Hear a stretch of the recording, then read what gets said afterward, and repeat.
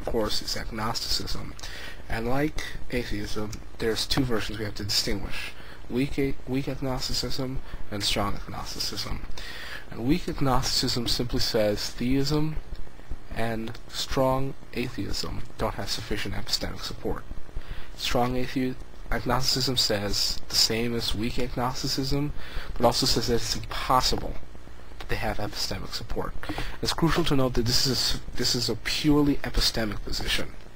Okay, it's not going out on a limb and saying, well, like things like saying, it's not saying that, that there's good evidence against God's existence or anything like that. It's not making that type of assertion. It's just an epistemic position that we don't know. Okay, no. That's crucial. That's a crucial word here, that we don't know that God exists. So it's an epistemic position, not a metaphysical one.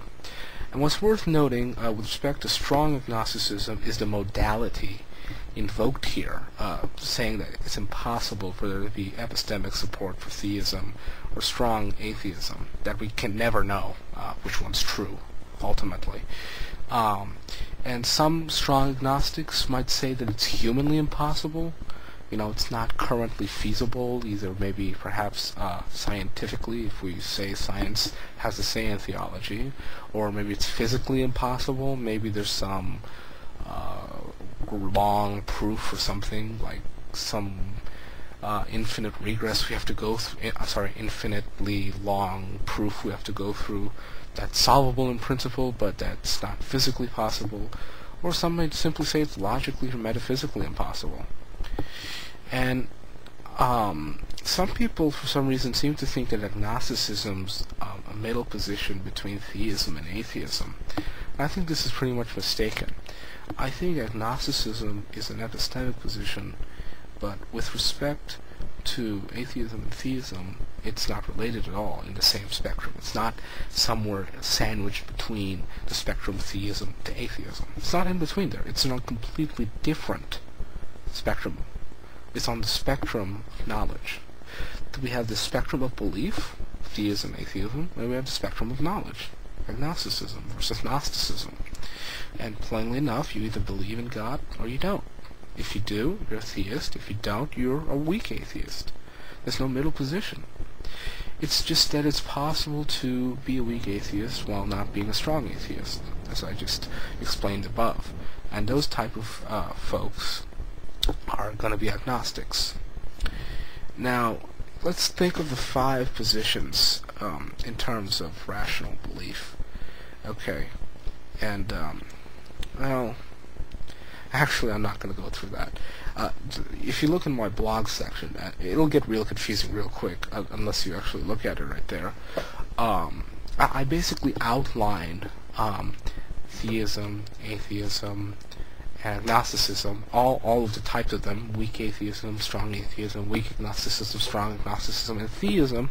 In terms of rational belief, that is, I'm rejecting, for instance, for the sake of argument, fideism. Like for instance, you might say, okay, I'm agnostic, but I'm a theist. Okay, I don't know that God exists. In fact, there might well be a good reason to believe God doesn't exist, but I'm a theist. So I'm rejecting those types of things, barring, of course, the success of, say, things like Reformed epistemology or whatnot. Okay, so I basically try to formulate those epistemically in the paragraph that begins, "Now consider the 5 positions as construed in terms of rational belief," and you can go through that. That continues for 3 paragraphs. Okay, have fun reading that. And the last question we finally get to is, what are the issues of philosophy of religion? And we can generally think of 5 issues: religious metaphysics, religious epistemology, religious axiology, natural theology, natural atheology. Religious metaphysics is the metaphysics present in religion. That doesn't really answer anything. It's just taking the field of metaphysics in a religious context, and I kind of already explained by example, what metaphysics is. Metaphysics has to deal with the fundamental nature of the world, things like the problem of free will or universals, or the mind-body problem, and so on and so forth. And religious metaphysics just simply takes those problems and places them in a religious context.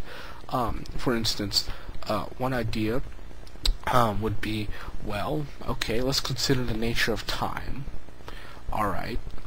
And let's consider the nature of free will. Okay. Alright, then does God's knowledge of future events then somehow deprive those supposedly free actions of the property of really being free? That's one question. That's a question of religious metaphysics right there. It takes the problem of free will and juxtaposes it with the problem of God's knowledge. So it's religious metaphysics. Okay? And there are basically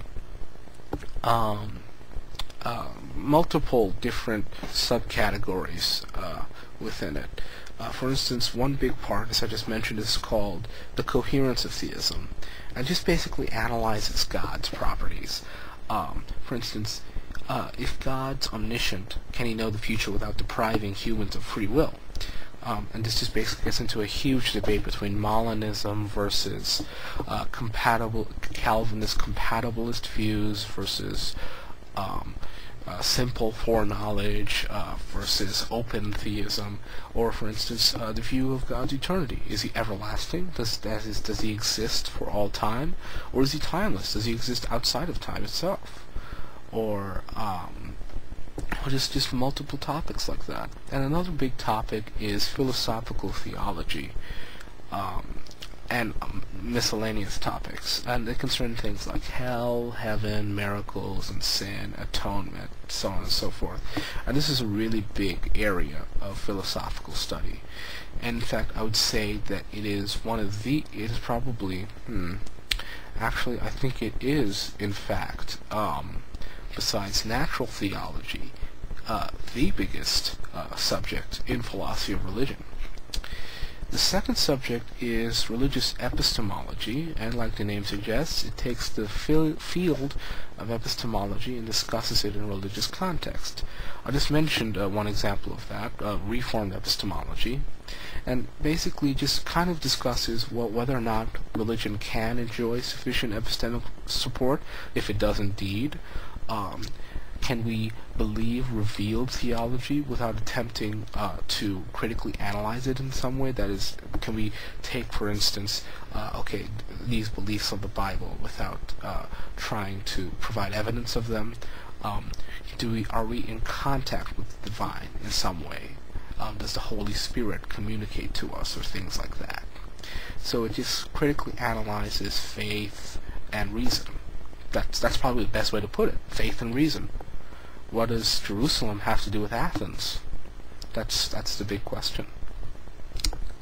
Then religious axiology is kind of similar to the other two topics, because it juxtaposes the idea of values with religion, ethics, aesthetics, the meaning of life, so on and so forth, and just considers these questions in a religious context. Probably the two biggest things about religious axiology is religion and morality, metaethics in particular, that is the ontology of moral sentences, whether or not they express propositions, what are the truth makers of those propositions. And usually most theists who are interested in religious axiology generally tend to be moral realists, hence moral sentences express propositions, and the propositional part, the cognitive part, represents a crucial part of the moral sentence. Furthermore, that the truth maker of these propositions is ultimately in some way dependent upon God. Or, for instance, the idea of the meaning of life. For instance, many theists would argue that without God, life is meaningless. And so with a God, life is meaningful. And so religious axiology just addresses questions like those. Natural theology is probably the biggest subject